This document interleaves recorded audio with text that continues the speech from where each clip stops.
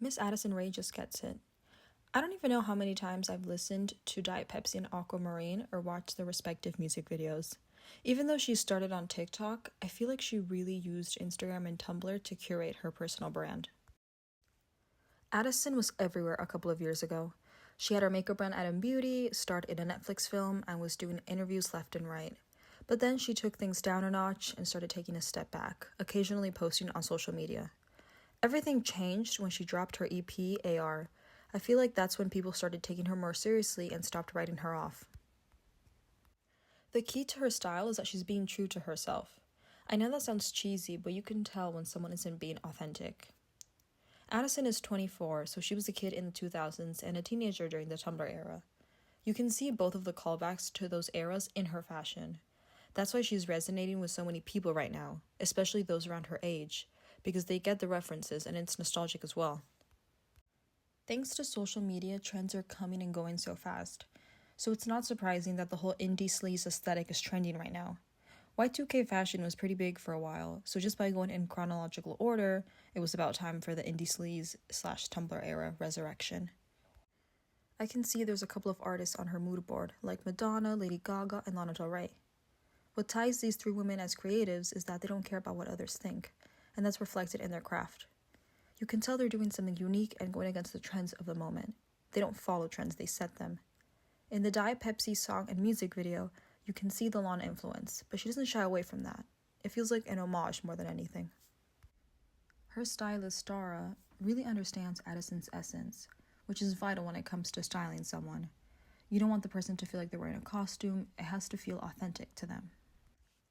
Addison is a chameleon. She taps into various aspects of herself. She doesn't stick to just one style or aesthetic, which is interesting to see because with social media, people often feel pressure to commit to a single aesthetic and follow it religiously. That's why personal style feels almost non-existent these days. I could talk about this for hours, but that's a topic for another video. Stay tuned for that. I think sooner or later, Addison is going to become a brand ambassador for a big fashion house. Two brands that I think would be a good fit for her are Miu Miu and Loewe. Even though there are rumors that Jonathan Anderson is leaving, which is sad to hear, of course, but for the sake of this video, I'm rolling with it. On the Prada Group website, Miu Miu is described as a workshop of new design expressions that play with the kaleidoscope nature of fashion, where experimentation is the expressive playground for spontaneous creativity. And to quote the protagonist of our video, "The world is my oyster." Comparing Addison's street style to Miu Miu's designs goes beyond just the visual aspect. At their cores, both exude a nonconformist energy. She attended the spring 2025 Miu Miu runway show in Paris.